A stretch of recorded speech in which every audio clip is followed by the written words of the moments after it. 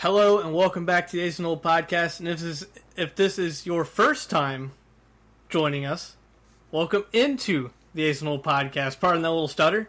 I'm just trying to get all this out. I'm excited. We got a new champion. Who is it? Did I retain? Am I lying? Who knows? That plus the recaps of both the major events tonight that we did do predictions for, including Elimination Chamber. Did Roman Reigns retain, or did Sami Zayn become victorious in his hometown, in his home country? Stick with us to find out that, as well as if Mercedes Moné won in her New Japan debut. That was a big one, because that's what separated Cliff and myself in the title race. That was the only pick we had different, so that was pivotal for the predictions belt. As well as make sure you stay tuned through the entire podcast to hear our own segments at the end. And we will be right back with you after this short advert break.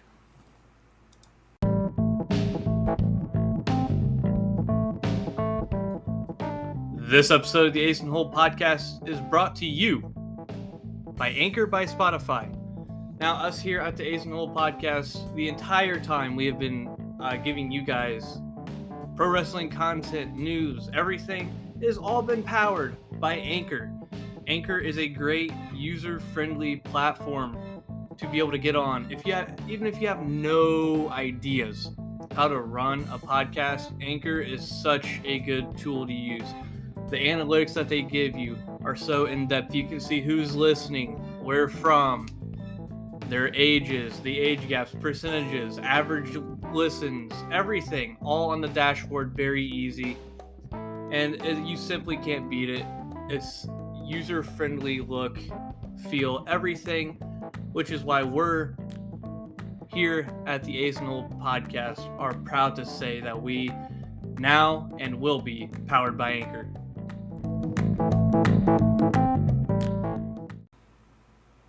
A new day is upon us here at the Austen podcast, and I must say, the proverbial sun is shining through the stormy clouds, if that's one way you want to look at it. In other words, there's a new champion here at the Austen podcast. It's not Eli.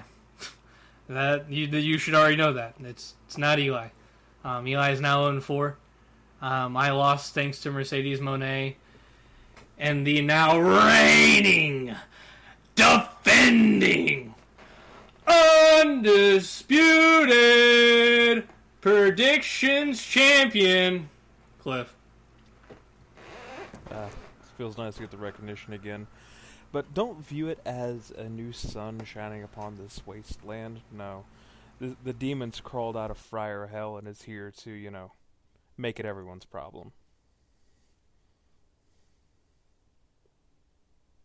I just want to win. Better say Mr. 0-4 over there. We were talking throughout the night, and Eli had a chance to tie and still lose the damn title. Yeah, if it would have been a tie between me and Cliff, it would have been going off of record. If it was a tie between me and Austen, it was going off of record.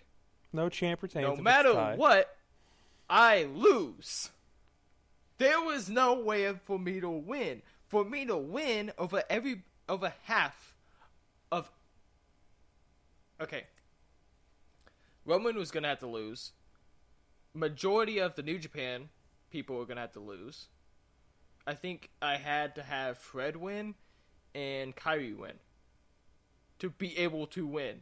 And I was going to win by 5-4-3. Instead, I lost by 2. You dickheads. No, 3. You dickheads. Once again, I got screwed over because of Mercedes Moné. Bitchin' ab. I got out-gimmicked. God damn it. I got out-gimmicked. They made me defend my belt over 2 episodes, 2 fucking premium live events, 2 pay-per-views, whatever you want to fucking call it. I had to do that. I enjoyed it. I got out-gimmicked. Did you enjoy it? I would like to say I only got a single match wrong. One match wrong out of the 2 fucking shows. And So what I have to do is just make one pick different from both of you, and I'm supposed to be able to win, right? That's You what just I'm have to know what understanding pick here. to make. I just have to. I didn't make miss the a right pick, Eli. Eli, you threw. You said Rhea was winning. It was downhill after that. What? Oh yeah. Oh, yeah. The one time I picked Rhea to freaking win a match, she doesn't win a damn match. It makes no sense for her to win there. Not in the slightest. Why does it make sense for Beth Phoenix to win? Your Because reasoning they're in was Montreal! flawed. Your reasoning was flawed. It's not flawed. It's called they're bringing the Beth out of retirement and they aren't going to have her come out and get her ass fucking kicked. It's common sense. It's not reasoning, it's common sense. You said she's getting a title match immediately. Night 2. I never said that. When did those words come out of my mouth? Last Never. episode. Never. I never said Beth. I never said Beth was getting a title shot. You Last said, episode. "Oh well, this was you." You said, "Well, if this logic persists, then well, you didn't use persist. That's above your IQ." Well, if we're going to use this logic, then And who if got out she- gimmicked? Who if got she out-gimmicked? beats, Who's you complaining about getting outbid? are 0 and 4. You are 0 and 4. You have no bitch. ground to stand on. You are 0 and Fuck 4. You are 0 and 4. I don't want to hear anything about your logic. You are 0 and 4. You're complaining about Mercedes Moné winning a freaking match. That's your out gimmicked. That is your out gimmicked because you did 2 pay-per-view events. You could have said no. I didn't do 2 pay-per-view events. I did 1 premium live event and 1 pay-per-view. Sorry, I mispronounced the event's name. Oh no. Because premium live event sounds so fancy. Bite me. Yes, fight my minions, fight. Oh, you should shut the hell up too. What the hell are you doing over there?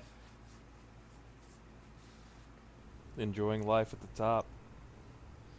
I'm gonna knock It's you intoxicating. down. It's something Eli wouldn't know. Alright, listen up here. Easy to get drunk on it. And me and Austen are in the 2 and 2 club.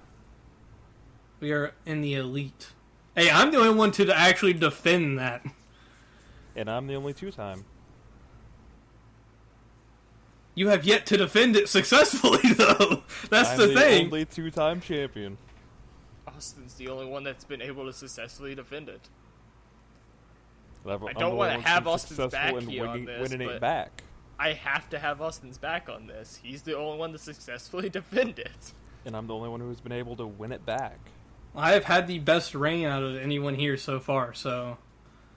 Look, Hey, I'm I on carried this podcast through the hard times when Eli. You said that last time, but... I'm on the Brian Myers losing streak. Leave me alone. Anyway, with all that behind us, looking Yeah. looking further into the episode, as you heard in our little preview, it's recap day here at the Arsenal Podcast. Honestly, one of the easier days for us. Just give you the results. We'll go ahead and give you the full results of Battle in the Valley, simply because it's only like an extra 3 or 4 matches. So we'll give you the full rundown of both the premium live event that happened tonight, as well as the pay-per-view that happened tonight. I think we will start off with the Elimination Chamber. And we'll just do this classic style. I'm going to spit through the results real fast. Then we'll go through and we'll break down each of the matches individually if we want to, if we have anything to say about them.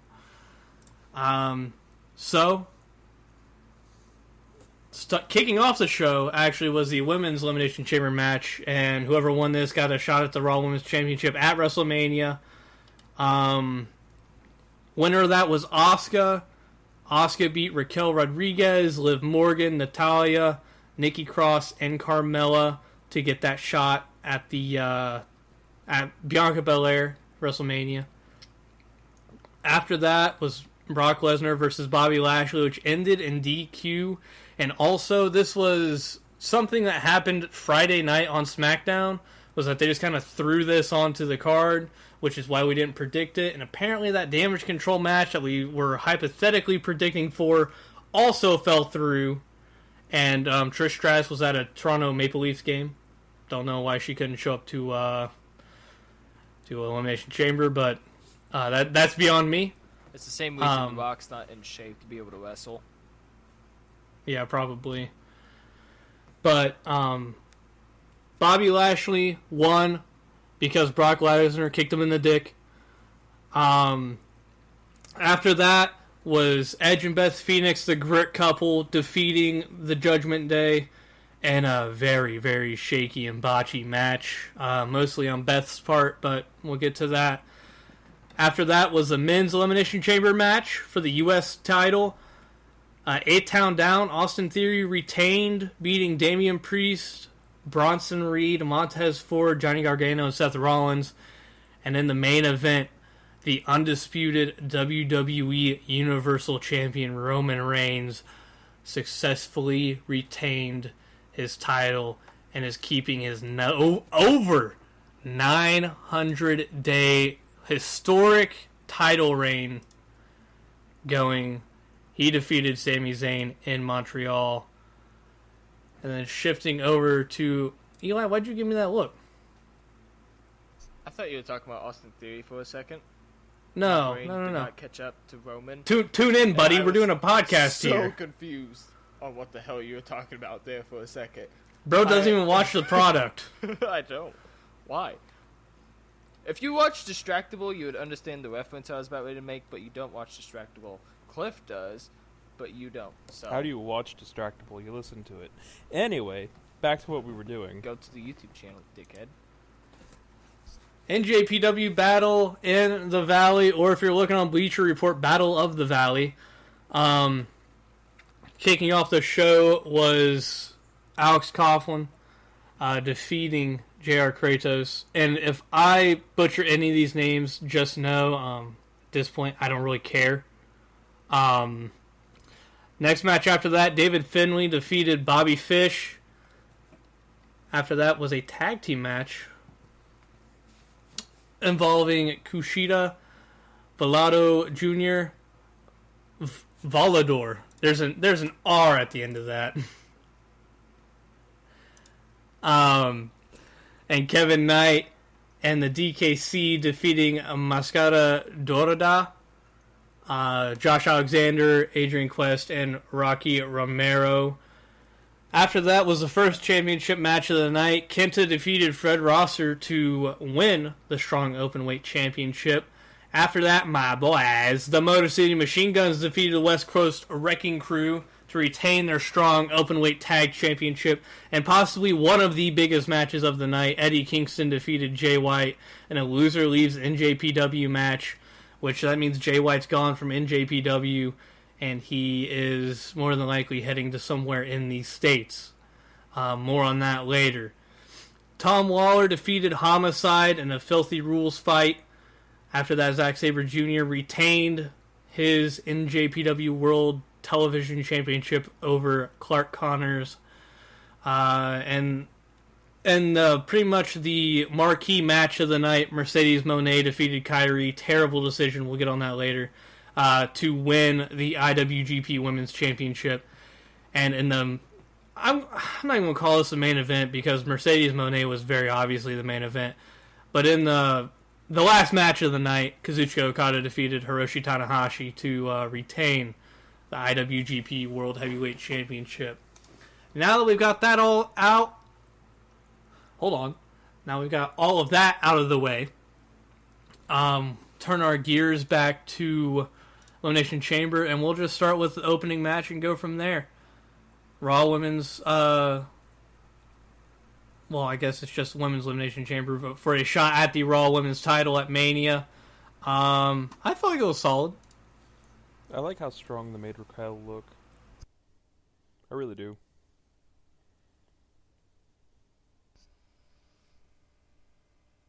Oh, it's my turn to put in input. I mean, you gave a little stank look and then you unmuted yourself, so I mean... my audio cut out because you hit your microphone. I was so confused what the hell happened to my audio.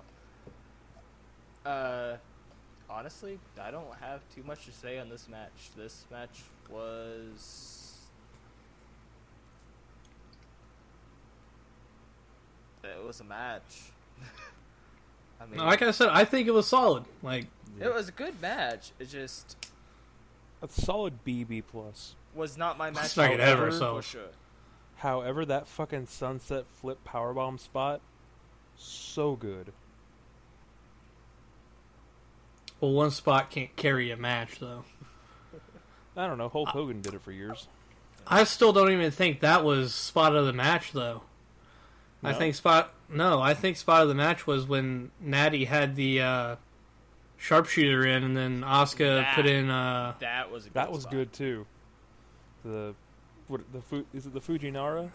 I don't know. I just know that's what Pentagon did when he was going to break all those people's arms. So yeah, back when he was breaking arms and Lucha. Yeah. Pentagon Dark.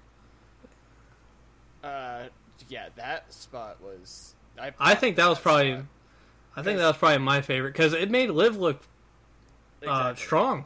It made Liv look amazing. She didn't tap out. She Passed out, yeah. straight up. It made the sharpshooter look amazing again, which hasn't for a little while. And it made Asuka's submission game look very well done.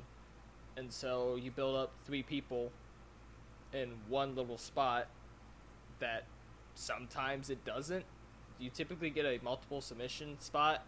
You typically will have the 2 people doing the submission fighting each other. So one of them turns and the other one clocks one of them, and then one of them clocks the other one with forearms, and it separates off. And for them to actually follow through with it was a nice little change up, and that's like the number one spot that I enjoyed from the match. But like I said, it was a great match. Don't get me wrong. Not my match of the night, though. And I agree. It was solid. It served its purpose. Didn't exceed expectations and didn't disappoint anyone. Which I think was kind of the theme for this pay-per-view. Nothing like crazy happened. But this next match, definitely disappointing. Brock Lesnar, Bobby Lashley. Don't know why this match was added onto the card to begin with. Definitely should have been a Mania match. But, kind of sucked. I mean, that's really it. I wish I could go into detail, but I don't think there could have been a worse outcome for both of them. F5, F5, spear, F5. Dick. It was literally just the Goldberg matches rehashed. It's like these 2 guys went into the match and had their finishers 3 stocked and just hit them all. That's all it was. It's what me and Austen and you used to do in like day 13 and 12 and stuff. Yep. Just go in with all the finishing moves, hit each other, and then see what happens after. Like there was no. There was no real rhyme or reason to it. Here's my question. Bray called out the winner Friday night. Yeah, Still so Bobby, technically. who speaking. technically was the not really. He won the match, but Brock He won Lesnar the definitely. I think we're getting Brock versus Bray. I think that's what it's going to come no. down to. I think Yeah. Brock versus Bobby. Bray versus Bobby. I think we're getting Brock versus Gunther for the Intercontinental Championship. No, they're No. going to run back Sheamus. Nope. Gunther Sheamus. Nope. It's going to be Gunther, Sheamus, Drew at Mania. Yeah. I just Give me don't heel see, Drew. I just don't see a timeline where we get Bray and Brock at Mania. It's literally going to happen in 6 weeks. I don't. They've been teasing this ever since the Royal Rumble, like 7 years ago. I mean, they teased Finn Long-term Balor and storytelling. Bray for years, and we still haven't seen the payoff to that storyline. Yeah, we so- did. I'm sorry. Literally, the Fiend's first match back was against Finn Balor. Okay. A match. There was nothing extra to that. There was never the turnbuckle thing falling off. There was never the costing of the championship. There was nothing ever from the full storyline that happened with that. They made references, but it was never a 100% build off of that. I think that started want like the a- Fiend's story, though, of want a getting revenge on inner- everyone who had fucked over, Well, Swamp that's what the Bray. Fiend was. But I don't know. Maybe we That's get dumb. Brock I just wanted to versus bring Bray, that up because that happened Friday night, and now technically, the one who lost the match technically walked away. So I don't know. That's gonna make some interesting TV. Sure. But moving on after that, we had the great couple, Edge and Beth Phoenix, beating Judgment Day. And Jesus Christ, did Beth look like she just walked in there and hadn't been in the ring in years. Yeah. It was... I literally, as soon as she got in, and she tried to run the ropes, and then, stopped halfway and then gave Rhea that, forearm. I was like, oh, brother, this is rough. Because, she hit off the ropes, and she was running, and she got, halfway across the ring, and she kind of, started stopping, and she stopped in front of Rhea, and then hit her with a forearm. I saw that, I was like, oh, my God. And then she blew the one pin breakup attempt. I was like, Beth, what are you doing? That took the air out of the crowd so bad. It doesn't really have anything to do with the match fully. It's more so WWE's women's main roster that's having the issue. At the Royal Rumble, Rhea Ripley almost lost to top. Zelina Vega, her gear was messed up sometimes. Tonight, we almost had a slip from Rhea. We almost had a slip from Beth. I think Raquel had a problem spot that she had to fix. Natalya had an issue. What's going on with all the women's gear? Am I, going crazy that all this is happening in my imagination? I think you're just looking into something that doesn't really, It doesn't need I think you're looking too far into it. It's also, I prefer to see my action and not just have the ladies hanging out during the match. I know Austin's going head over heels to see Rhea pop one during the match, but doesn't mean everybody else. I do not need the 0-4 motherfucker trying to get me and fucking catch me with strays, okay? I do not need that from you. But no, Eli, I think you're looking into something I just, I agree. I think it's always happens all the time. I'm about to say, I think it's been happening ever since women started wrestling, so... Even the dudes have issues at times, too. But it's not been this consistent, though. Shit hangs out and it shit. probably has been, and you just haven't been looking into it. Or it hasn't been a big enough deal for anyone to make a big deal about it. You want to know who pops up the most with it? No one typically says anything about this stuff until, something actually happens, a tip falling out, like Naomi did at Mania a few years ago. I think Rhea had an issue that happened at the Rumble. That was eventually discovered. Oh, whose was it? Was it AJ or something like that who ripped it and his entire ass was showing and he was wearing a thong? Yes. Was that AJ? Yeah. Yeah. See, that shit just happens. It just happens. But yeah, Beth was rough, but at the end they got the match done and they didn't kill the crowd. So somehow, Jesus Christ. I don't know how. The new rules that we added on thanks to this match and the Brock Lesnar match for predictions and stuff. Well, these were rules that had already been set in place, and then I asked, and we were trying to switch them. Did we have them set in place? Yes. I don't remember that we had at least the count out one. Well, yeah, because no match is ending under count out. No matches that we are predicting are ending under count out. This is going to be a New Japan match. We ain't going to do no fucking Impact, CZW, MLW bullshit that's going to happen like that. That's the only place I'm going to win. You would win on a fucking mid-major show like that. For your mid-major fucking title chances here. So moving on, the men's Elimination Chamber match for the U.S. title. Speaking of title chances, Austin Theory retained, and once again, I think this was very solid, if not match of the night. I think they put on one hell of a chamber match. I mean, it had everything. It had Montez dropping off the top of the cell. It had I mean, it had everything. I mean, I really don't know what else they could have done to make this match better.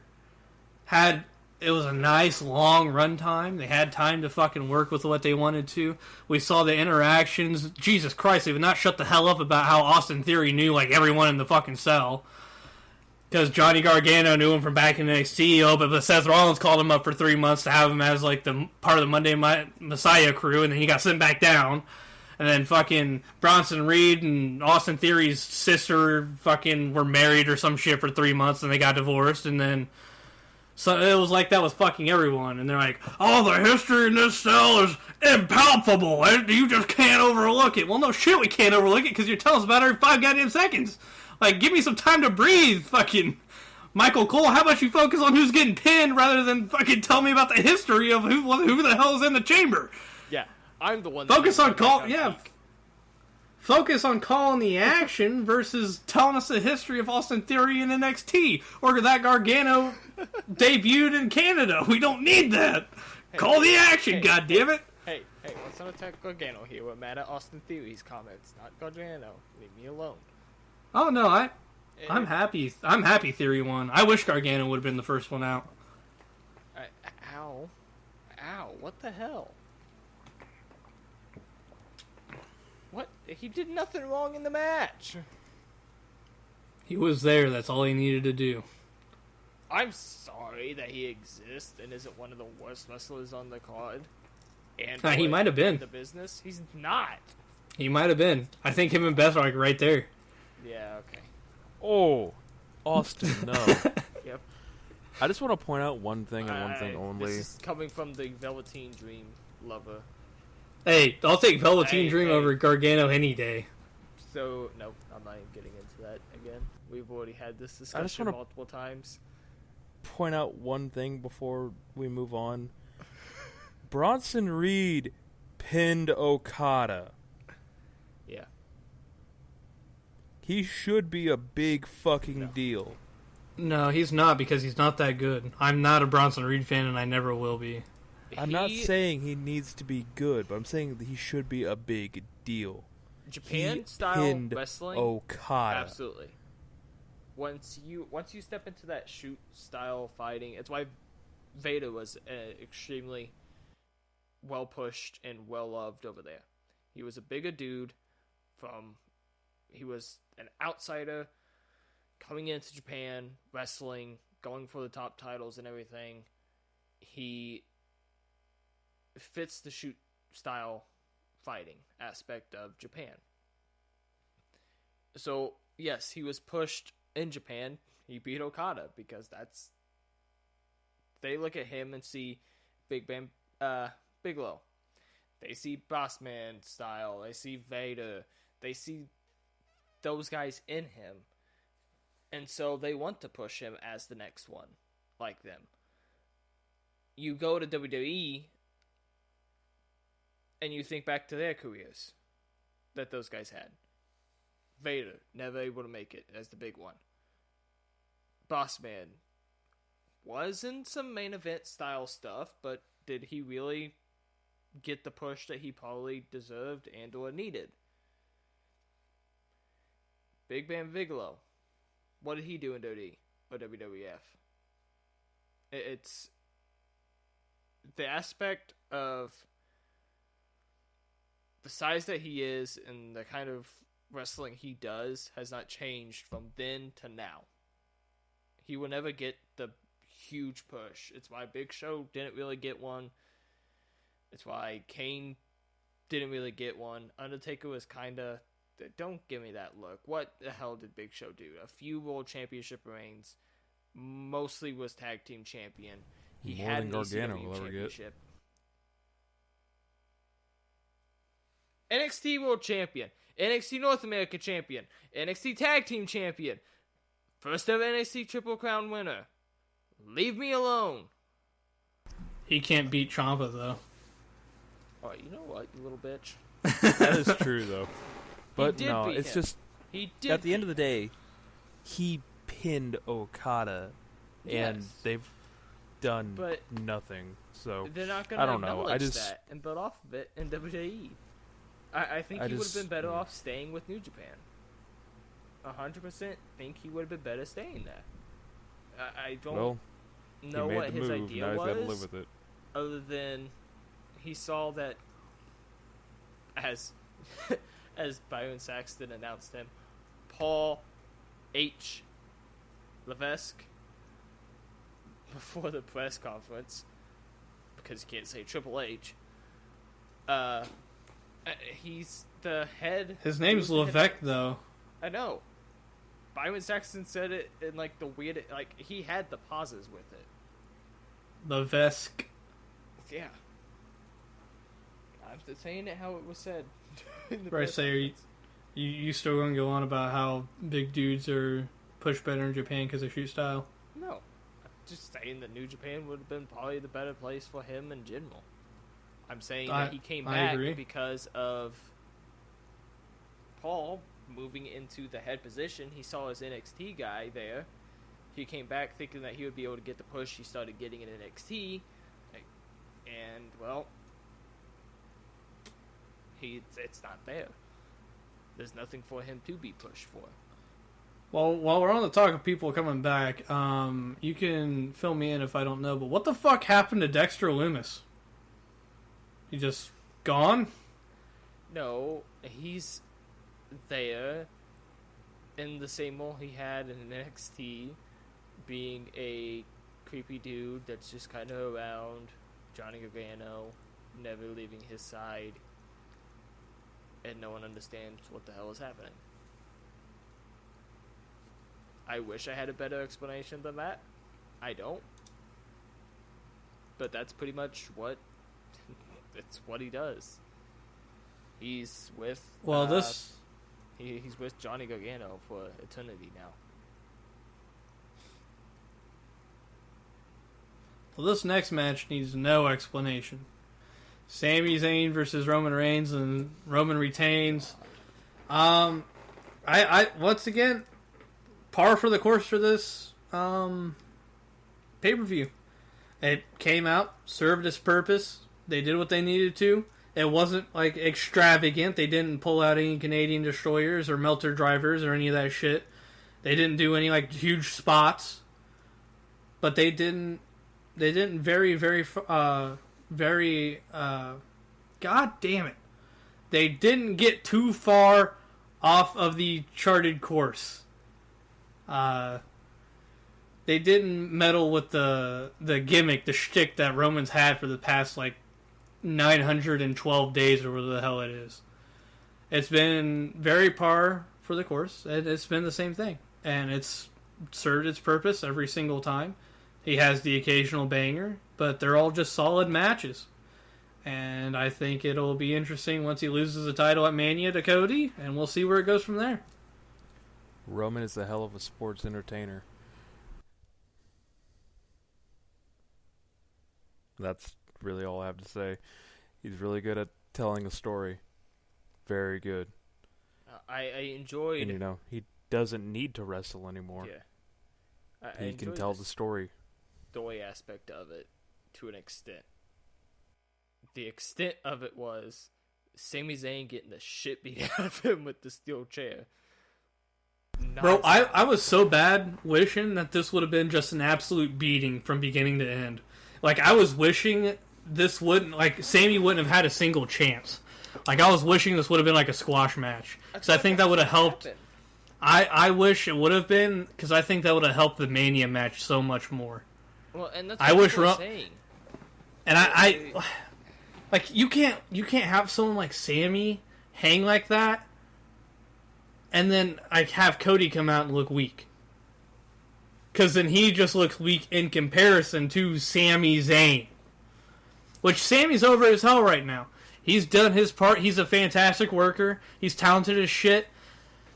But I think he's kind of in that group of, like, should he be world champion? He could be. But should he, though? He's in that Kofi line of Kofi. He is. He's in that weird gray area. They asked Kofi to jump through every single hoop, and he jumped through every single hoop they asked him to. They asked him to, and he did it with a smile on his face for years and years. And every time he was saying Dolph Ziggler's quote, "It should have been me, it should have been me, it should have been me," as everybody else is getting the championship opportunities. The man was multi-time Intercontinental Champion, multi-time Tag Team Champion, multi-time United States Champion. He never got that shot, and then he got the shot finally, just to lose it to Brock Lesnar, because everybody loses to Brock Lesnar nowadays, except Roman Reigns. Now, fun fact, every black champion has lost their title to Brock Lesnar. I was trying to lay that part out. Yep, The Rock lost his... When The Rock first won his title, he lost it to Brock Lesnar. When Kofi won his title, he lost it to Brock Lesnar. Uh-huh. And when Big E won his title, he lost it to Brock Lesnar. You know who else lost it to Brock Lesnar? Have there really been only 3? Yep. Bobby Lashley. You forgot Bobby Lashley. Well, Pretty yeah, sure Bobby I guess. Lashley lost it to Brock Lesnar. No? I don't think so. Did he? I'm pretty sure Brock Lesnar F5 Bobby Lashley, or he was at least champion. If it wasn't a match, he cost him the belt. Yeah, Brock is the. Brock represents the South sometimes, apparently. Yeah, I just remember seeing those 3. Yeah, it hits. So wait, did you say WWE or World? Like, just in general? WWE. Oh, okay, It was because the so like the championship. Hall of Pain and shit like that wouldn't count. No. Brock Lesnar beat The Rock at Survivor Series, I think it was 2003 or 5. I don't remember semantics, but I It do was when remember he was that. the so next big thing, and it was yeah, the it was Undisputed early. It was Championship, early on in his career. because it was still the Undisputed Championship title belt. But regardless, getting back on track here, like they said, like Cliff and Eli said, especially Cliff, he doesn't need to wrestle anymore. He just can tell a story. And that's what all about turning on a camera and producing something is. You're telling a story. And that's what makes Roman so good. So, yes, if you can hear that, that's a train going by my fucking house. Is it bringing me my title belt? Hey, okay. So, Jay White, a quote that Jay White said is ringing in my head right now. Jay White made a comment that he has done everything and checked off every single box in New Japan, which he did. He was never openly champion. He was world champion. He was Intercontinental champion. He was he never won the tag team championships. That's the only title belt I believe that he never won. Roman Reigns has won a Royal Rumble. He has won the WWE Championship. He has won the Universal Championship. He has won United States. He has won Intercontinental. He has won Tag Team. I think the only thing he's missing, and correct me if I'm wrong, is the Money in the Bank briefcase. Is Roman Reigns potentially on his way? It's been rumored multiple times. I think he signed a contract extension not too long ago. But could we potentially be seeing Roman Reigns, if his contract is up soon, on his way out of the company? I know it's a long shot, but If he leaves, he's going to Hollywood. He's not going to any other wrestling promotion, so don't start any of those crackpot fucking... crackpotting it. I would assume that's where he's either going there or retiring, period. I mean... Well, that's what he do. Whenever he's done with wrestling, or he takes on that permanent part-time schedule, he's going to Hollywood. Yeah, there's no way. There's no he's already said that he's doing that. That's not. It's not a question of if. It's a question of when. There's no up for him anymore. He's sitting at the up currently. He loses these belts at Mania. What else is he gonna do? The bloodline dissolves. There's nothing left for him to do. Okay, he comes back and he does what? What's he gonna do? He's going to be a face now, trying to make amends. Like, you can't do that. You can't do the Bloodline 2.0 either. There's nowhere for Roman after this title reign ends to really go. I see him staying around till the next, whatever the premium live event is, and putting Jay over so that way we get main event Jay, and then he's going to go make whatever movies he wants to fucking make. I mean, he can do whatever he wants to do after this. I mean, but there's nothing left for him to do in WWE besides put somebody over on his way out. So, he has a Hall of Fame career. No doubt about it. Triple Crown champion, Grand Slam champion. Hall of Fame career, through and through. But I would love to have seen maybe a few more different matches come from him. A few dream matches from people down in NXT that should be moving up soon. But all in all, he had a great match tonight. Great storytelling all the way from the beginning of this title reign to now. So, got nothing but respect for the man behind the scenes and what we've seen inside of the ring. And that's it for Elimination Chamber. We just had those matches.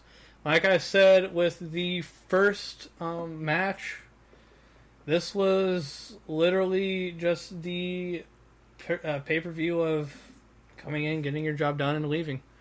Everything served its purpose. It wasn't terrible. Wasn't great. Very, very solid, like, B- pay-per-view. Just there. But moving over to New Japan, I can already tell I don't have much to say about this besides like the main matches. So we'll go ahead and kick off it with Kenta defeating Fred Rosser. I know I skipped the first 3 matches, but those were pre-show matches, so I don't really have much to say about them. Kenta defeating Fred Rosser, I personally think it's the right move, especially if you're trying to get rid of the title. You know, and plus, I'm pretty sure they're having that crossover gimmick with TNA. So, having say they're having that title on the line at the TNA crossover. Having Kenta have the title just makes more sense than Fred Rosser having the title in that headspace looking forward.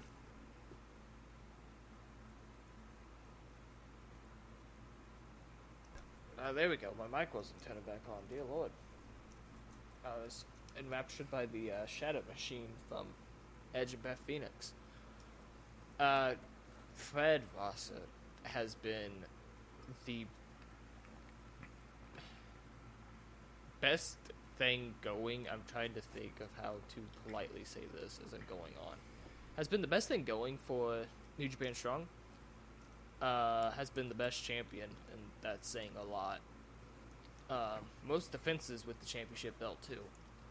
And as much as I didn't want Kenta to win, I think this is probably the only way to go forward after thinking about it and looking at everything. This is the only way going forward for New Japan Strong. So once again, you're saying you threw. This was not my best pick of the night. You said verbatim in our predictions episode, I'm going to pick logically. I'm using logic this time. I thought logically that he was going to... and your logic has landed you at 0-4 again, so I think you need to start switching something around. I'm going to copy your picks all the way down to like 1. And I'm going to end up winning next time. So hey, it's a recipe for success. Look at Cliff. That is true, Cliff. That's just because me and Austen both share, so much, brain matter anyway, that, we're just going to have the same picks a lot. But, you know, I'm older, so I'm wiser, so I'm able to make the correct picks. Going to burger sugar. I think those fryers are starting to rot your brain a little bit. I'm just A little saying. brain rot from the fryers, making you delusional. I didn't get any wrong at Rumble. Angel dust is going around your face still. I didn't get any wrong at Rumble. Why are you saying he's snorting cocaine? Cliff is not snorting cocaine. Why are you insinuating that? That's a lot. Jesus. You're supposed to be the underdog face here, and you're accusing people of drugs. That's quite the heel move. I just want to win, man. I just want to win. So you're going to do that by accusing people of using drugs? He's trying to get in my head, and it's not working. I don't know. I was able to make Austen start yelling earlier. Eli's just the key that winds us up. Except, you know, that key don't work here. I'm still trying to figure out what's going to set you off. He's the key that has had 4 tries and has failed every single try. On winning, yes. On working, yes. Ow. But yeah, no. Kenta winning this match, you know, he from his time in the States, you know, he has, you know, the name in the States. So, you know, when they do that crossover show, you know, people will actually recognize his name. So. Alright, Cliff watched, little known fact, when we continuously call me the New Japan Mark, Cliff watched bits and pieces of Japanese wrestling before I did. Yeah? And?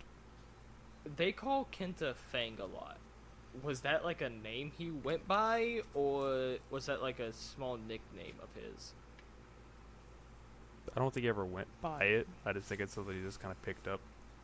Alright. I've seen it on Twitter again. Remember when they were calling John Cena like the General? Yeah. It's kind of like that. Leader of the C Nation. Yeah. Pretty much leader of the free people. Basically, yeah. Leader of the free world. I wouldn't go that far. But I'm not even going to bullshit around anymore. There's one match on this card that we want to talk about. It's the Mercedes Moné versus Kyrie match. I gotta say, and this isn't even like biased because of the predictions we made. I think I'm not going to yell. Put your fucking headset back on. I just think that this is not a good move. I just don't think it is. This is Sasha's first match. Granted, it was a great match. Everything I saw from it was a great match. They burnt the fucking house down. But I don't think you take the title off of Kyrie and put it on Sasha just like that. I don't... on like this... What was that, her third defense of the title? Second defense of the title? Something like that? Pretty sure it was her third. I think her second one was at Wrestle Kingdom. So this will be her third defense, and you already have her losing the belt. Like, come on. This is someone you brought back to New Japan just to hold that title. And you have her lose it. Second defense. Tokyo Dome, she won the championship. So yeah, I guess that makes sense. Her first defense was at Wrestle Kingdom, and then this would have been her second defense. What? She won it before Tokyo Dome. She defended it, and then she won at the event before Tokyo Dome. But it makes no sense to me. I get Mercedes Moné was the reason, pretty much the entire reason this event happened. But like, come on, do better. Like, I don't get it. Everyone's so excited because, Sasha Banks is back. She's gonna do great. Get a fucking better finisher. Jesus Christ. Get a better finisher, then I might be sold on you. We're one match in and people are already freaking the fuck out like this is the greatest fucking thing ever. We need to take a step back and reevaluate. Was it a good match? Yes. Was it probably match of the night? Probably. But it had to be.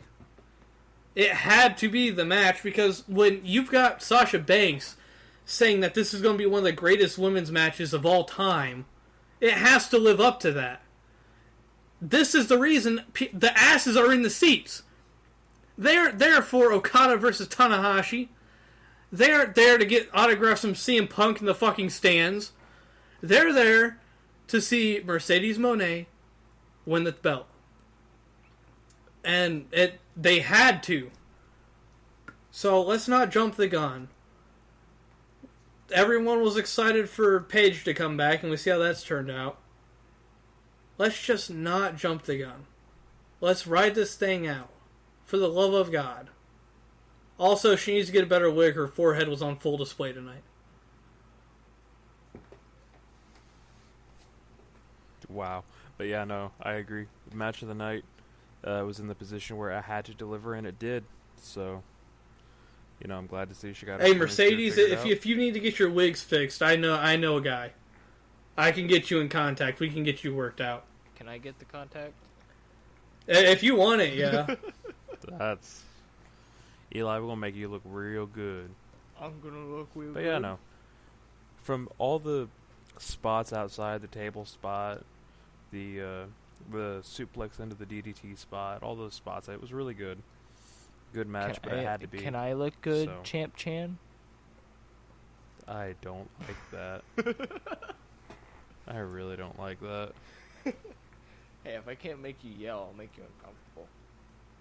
Well, you're making everyone else uncomfortable in the... that on a daily basis. I breathe and I make people uncomfortable. Bro, you're just burying yourself. I don't even have to do anything. You're just burying yourself. Oof. I don't have to put forth any effort. You're doing it on your own. Hell yeah, I am.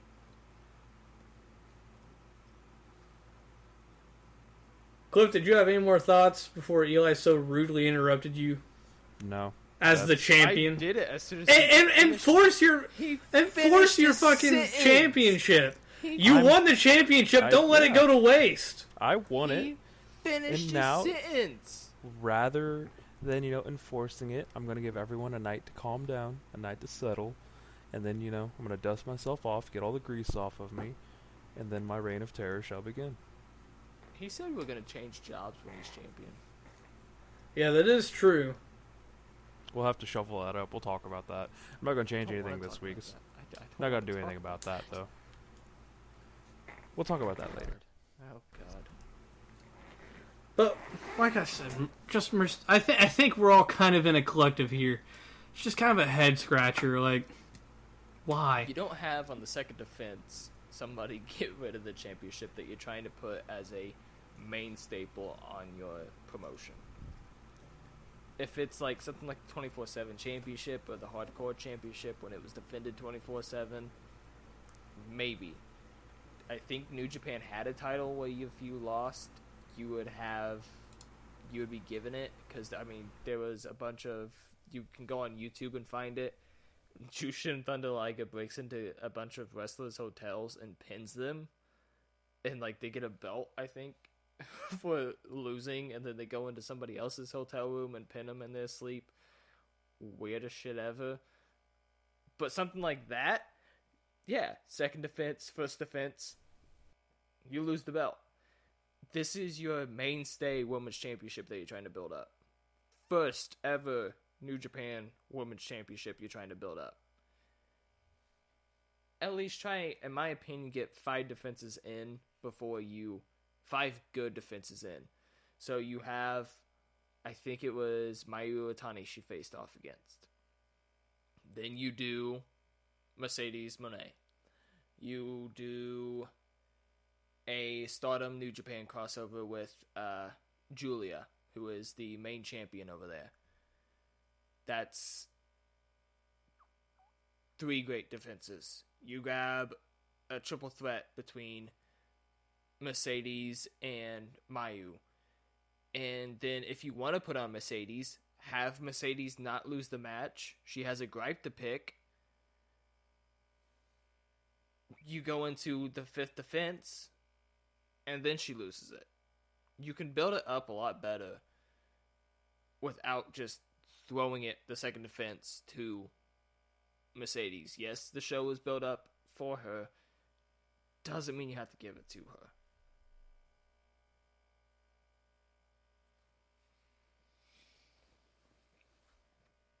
That all?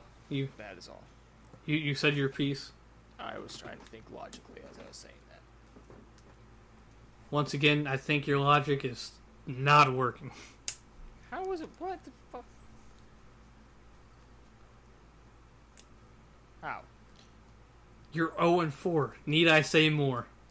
Okay, I just said the exact same damn thing as you, pretty much, Jackrabbit. Alright, be quiet over there, Billy Pajamas. Simmer down. Do you know whose logic is always sound, though? For one last time, history is always sound, as we have today's date in pro wrestling history. In 1995, Hulk Hogan retained the WCW World Heavyweight Championship by DQ when he faced Vader in the main event of WCW Super Brawl 5 from Baltimore. Sting and Randy Savage beat Avalanche and Big Bubba Rogers, and Harlem Heat retained their WCW Tag Team titles against the Nasty Boys.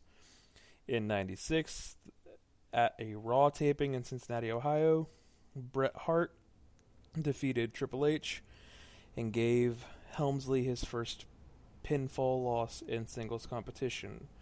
Also, Shawn Michaels pinned the 1-2-3 Kid, and Yokozuna picked up a victory by DQ over Camp Cornette teammates Owen Hart and British Bulldog. That was after they broke up. In 2000, Justin Credible and Lance Storm defeated Tommy Dreamer and Masato Tanaka for the ECW tag titles. In 2002, Spike Dudley and Taz lost the WWF tag team titles to Chuck and Billy at a SmackDown taping. In 2005, the first part of the ROH third anniversary celebration event in Elizabethtown, New Jersey, Ricky Reyes and Rocky Romero defeated BJ Whitmer and Dan Maff for the World Tag Team titles. In the main event, Austin Aries retained the World Heavyweight Championship against Colt Cabana. In 2006, at No Way Out, Kurt Angle beat The Undertaker for the World Heavyweight Championship. And on that card as well, Rey Mysterio lost the world title match opportunity to Randy Orton, as well as Chris Benoit beating Booker T for the U.S. title. In 2007, in the Battle of the Billionaires storyline heading into that WrestleMania, McMahon handpicked Umaga as he defeated Jeff Hardy for the Intercontinental title. No shot, you just stumbled over Umaga's name. I said Umaga. Did you hear his Yokozuna earlier? I did not. He stumbled over that one more than that. And this is our champion.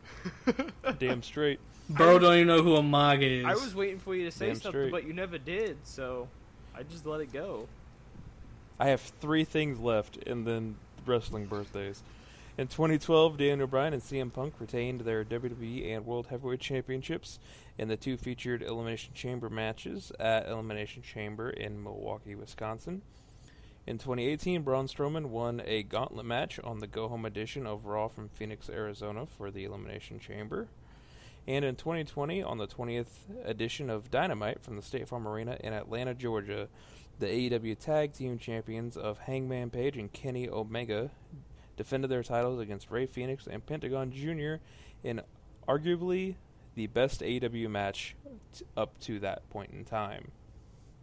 We also have 5 notable wrestling birthdays today. Big John Studd, Tommy Cairo, Francine, Danny Dorling, and Sean Spears. God, I love Sean Spears so much. He's so damn good. I love Sean. He was really one of the first ones from NXT that I got behind. I love Sean Spears so much. Ty Dillinger, Sean Spears, whatever you want to call him, I loved him. I wish he'd be doing more in AEW. Agreed. I just think he could be. Anymore, I think. I don't know. Even when they did have him, they didn't really use him a whole lot. So I wish he would have done more or would be doing more. But Eli, are you going next or am I? I can go next if the champion wants me to. Fire it up. Alright. I got yours ready, champ. Just remember, I'm doing this for you. It's not a hard one, champ. Just remember this, champ. I enjoy my job. Alright, you ready? As I'll ever be. Yeah, like hell. Alright. So, he's got a long list of stuff, so bear with me. Alright. He is a one-time All-Action Wrestling champion. He is a two-time All-Action Wrestling Tag Team champion.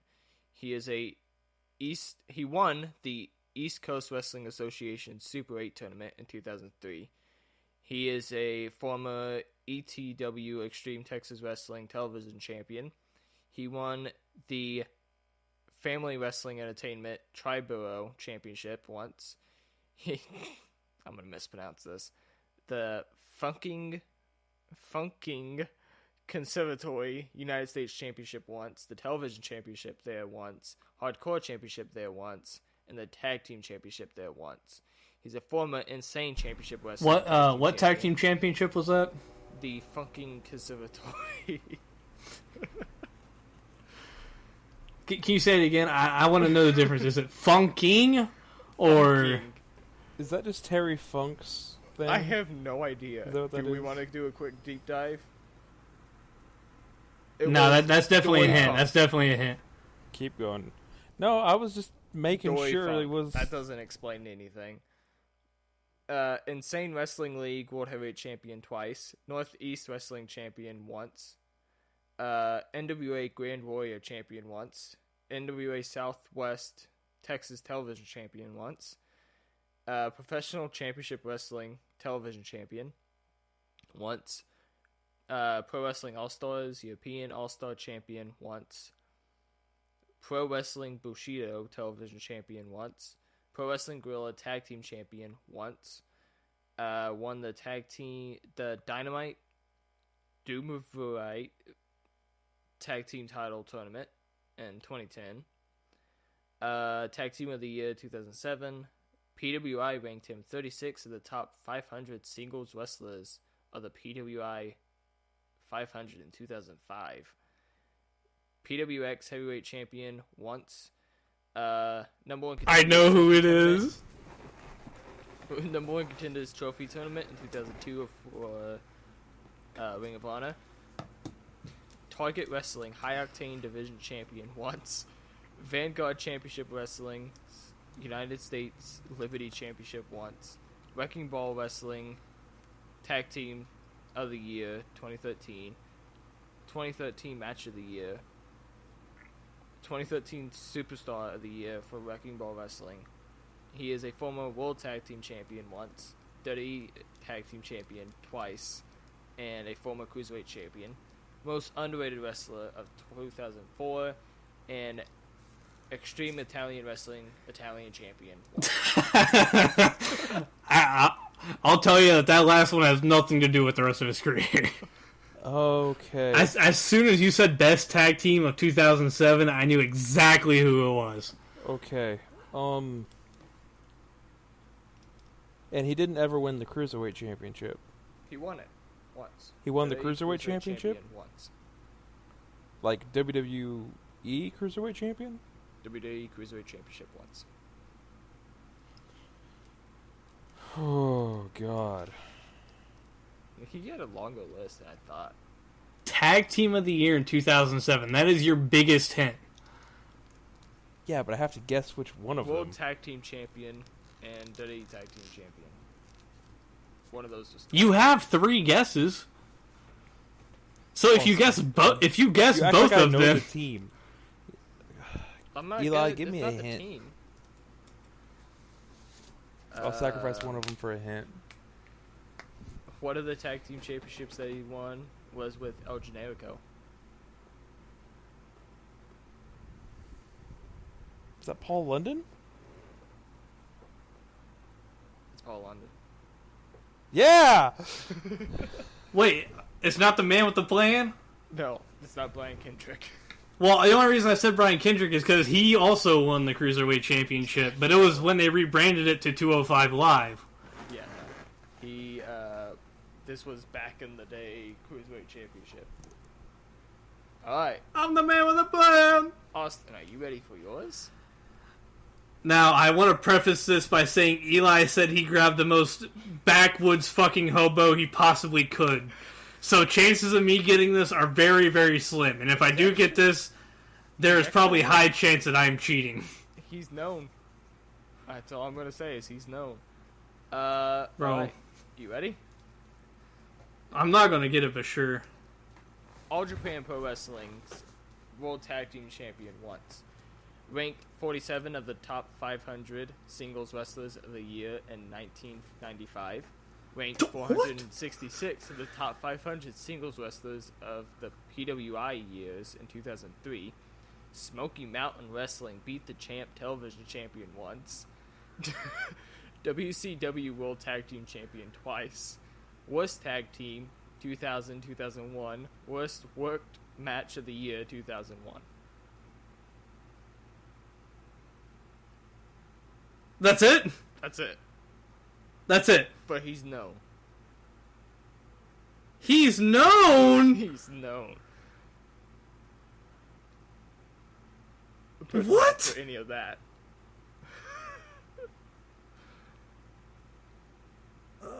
I'm gonna say it, and I'm gonna get a reaction from Cliff when I say who it is. Alright, this is gonna be out there. Wait, you said... You said that they're connected to Billy Kidman, right? That was the hint you gave earlier. Billy Kidman was tag team champions with Paul London at one point. Fuck! Maybe he God is damn connected it. with Billy Kidman. I don't know. When you said worst tag team of 2001, it was Billy Gunn. 2001. It was Billy Gunn I was thinking of anyway. Is that a guess? I was thinking... No. Who was in a tag team with? I was thinking Chuck from Billy and Chuck. That wasn't a bad tag team. That was a great tag team, man. But, Did you just think of Chuck Palumbo? Yes. I did think it... That's where he's got me going. He has me going down this. I got him, Cliff. The worst tag team of 2000. I never even knew this was a tag team. I know of the wrestler he's tagged with, and I know the wrestler that it is before, because it was on the top of my head. I did not know they were a tag team. Bro. I enjoy Cliff's deep thought of it. So I still got 3 guesses, don't I? Yeah. Okay. Give me a hint. The only hint I can really give you is every single tag team he's been a part of is with Bryan Adams. What? You want another hint?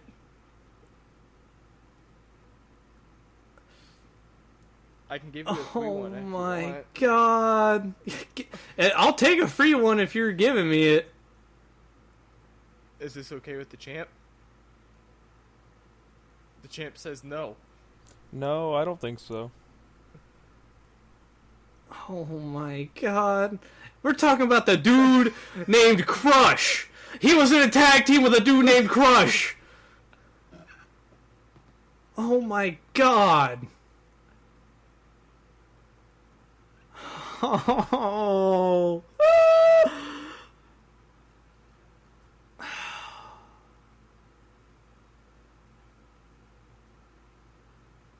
Oh my god.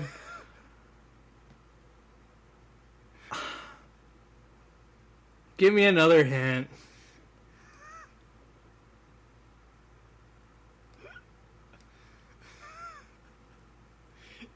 The worst worked match of the year 2001 was against Undertaker and Kane at Unforgiven. Wait. It's the other half of Demolition. It's Axe! It's Axe from Demolition! This has to be a guess. So is this what you're guessing? Yes! It's not. Damn! You can't tell me that wasn't a good guess, though. It was. It was. I even had to think about it for a second. Alright, Cliff, you want to take a guess? No, because I looked it up. Who is it? Brian Adams. No. It's He Atom said Bomb. Brian Oh, Adams. Sorry, it's the other guy. Hold on, it's right here. Atom Bomb. Yeah, Brian it's Clark. Brian Clark. Yeah, Eli pulled at straws to get you fucked over. This comes back Oh to my my God. Deep South Wrestling. Fucking Atom Bomb. Jesus Christ. What's crazy is, he popped up in my head, and I was like, because I never remember him being... just the image of him. I didn't remember his name. Insane wrestling character ever. He lives rent free in my brain every day. Literally, I thought, oh my God, he's going Demolition. Like, I'm gonna fucking get this. I'm gonna be fucking smart. I will say, I almost picked Axe at first, but I didn't want to give you something I thought was going to be potentially easy for you. I also thought about giving you Stan Hansen. As soon as I heard Smoky Mountain Wrestling, I was like, oh my God, this is Stan Hansen. I was like, this has got to be Stan Hansen. I had No, it's to fucking Atom Bomb. into my Deep South Wrestling territory days mind of finding somebody. Oh, Eli, I'll give you this. You finally got one over on him, but goddamn, were you dirty to do it. It took damn near everything for me to do it, and I was close. I was close. He was born near a nuclear bomb explosion? Yeah, that's why he's Atom Bomb. God damn it. Atom bomb. The tattoo on his arm, man, that he had to get because of the gimmick. Well, that leaves us with only one thing left after I finally got one and Austen got stumped. It is Monday. Yours was a fucking softball. Yours was easy as hell. Remember, champ, I did that for you, champ. I still got it. Remember, champ. After getting every single one right so far, I get stuck with Atom Bomb. I better get an easy one next week. I swear to God. I did it, champ. Whoever's doing it next week, bro, got beef with. That's absurd. That's crazy. Get on with every wood. That's foul. Not so sporadic. Act like I'm an addict. What are you going on about? Eminem. I'm gonna- Just leave me alone. I'm gonna read my damn poem. We're gonna send this home. This poem is it's called "On His Blindness" by John Milton, and this one does not deal with issues like we covered last time. This one should be suitable for all audiences, I do believe. So it goes a little something like this: When I consider how my light is spent ere half my days in this dark world and wide, and that one talent which is death to hide, lodged with me useless, though my soul more bent, to serve therewith my Maker and present my true account, lest he returning chide, doth God exact day labor light denied. I fondly ask, but patience to prevent, that murmur soon replies, God doth not need either man's work or man's gifts, who best bear his mind yoke, they serve him best, his state is kingly. Thousands at his bidding speed, and post o'er land and ocean without rest. They also serve who only stand and wait. And I'll actually give you a little background, because this is like that Shakespearean English stuff. I'll give you the slightest bit of background. Poem pretty much covers like one's limitations and shortcomings in life. To to John Milton, everyone has blindness, a certain type of blindness or some kind of shortcoming, and his blindness is his perfect example of this. So yeah, it just deals with shortcomings and things in everyone's life.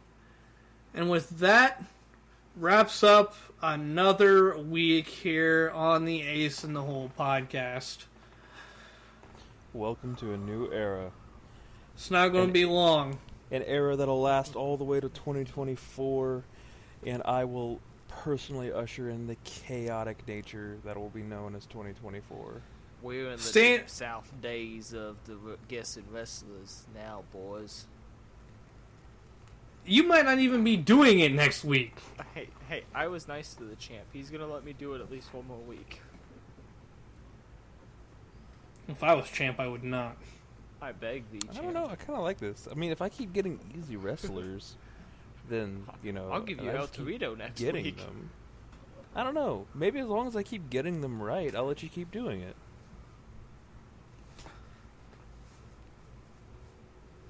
I'm a brown noser, bitch. What you gonna do? Oh, the power's already. And this is why all of our listeners like me, because I'm willing to fight. I'm willing to fight. You just said you're a brown noser. No one likes a brown noser, you Benedict Arnold.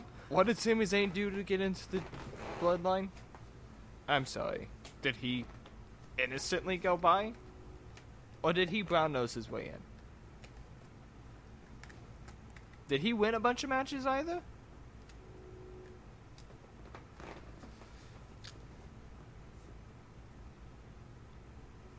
Are you waiting for a response, or are you just going to sit there and keep looking at us? You aren't worth the response. You're the one that continues. This is not worth the response.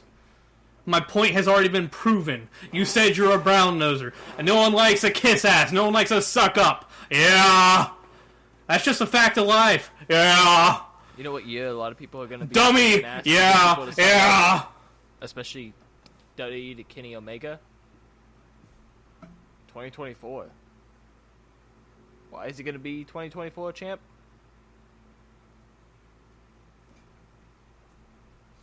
Because 2024 is going to be the wildest year in professional wrestling history. Stan Hansen's coming out of retirement. I was about to say, Cliff, there's a better chance that Stan Hansen comes out of retirement than you holding that title all the way until 2024, and you know that. Yeah! Calling my shot. So I want everyone here to listen, and listen good. Everyone at home, listen good. I am on a revenge tour. This is going to be Take No Prisoners. This is going to be DEFCON 1 type of shit. I'm on my Kanye shit right now, minus the racism and very weird things he says. No. I am on my revenge type shit. I will become champion once again, and this will become the must-listen to podcast. Call me MJF. Because this is must-see TV. This is destination TV, just like this is going to be destination listening. This is destination podcasting. Everyone's going to come here to listen to the champ, the pristine champ. I forgot about this. Yeah, they'll be listening to me. Forgot to say it earlier. I don't think Cliff said it in anything earlier. I know you definitely haven't said it anything earlier, even though Double J is your favorite wrestler of all time, apparently. I never said that, but I said I enjoyed him. Never. Jerry Jarrett died. I think it's been 4 days now. While I do not like Jeff Jarrett, there is nothing you can't say that. I mean, we wouldn't have TNA without the Jarretts. Some wrestlers wouldn't have had their push without Jerry Jarrett. AJ Styles, definitely.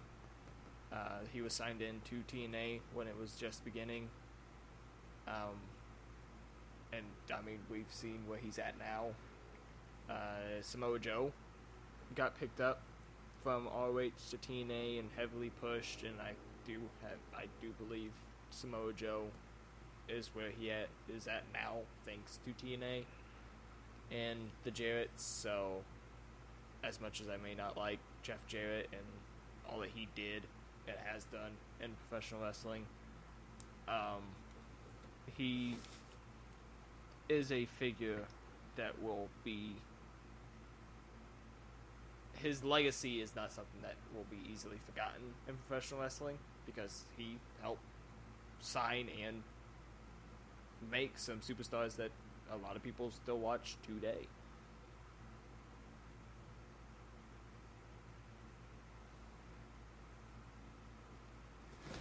No Hannah Kimura shout out? I did. Did she die recently? That is, pretty sure that is why Sasha Banks were that May year. May 23rd, 2020. Still legendary. Still could have shout her out. Still legendary. Still. It was just in my mind because it's what Sasha Banks or Mercedes Moné wore tonight. Okay, so I'm also looking at the pay-per-view schedule.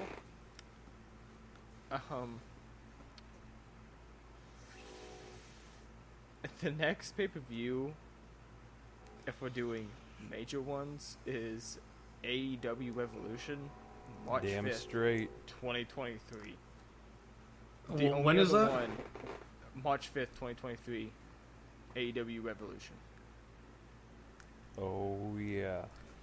Well, The Cliff's supposed to AEW be... mark. I'm about to say, Cliff's supposed to be the AEW mark, which is going to be especially sad when I beat you, when you're supposed to be the New Japan mark, and I beat Cliff at an AEW event when he's supposed to be the AEW mark. It's going to be truly I sad, beat you at the WWE event. and he's going to cry his little heart out, and he's going to be asking, oh, please, can I have my championship back? I'm going to tell him no. I'm going to tell him to kick rocks and lick nuts. You're gonna be telling yourself that. You're going to be begging for mercy when I'm done with you.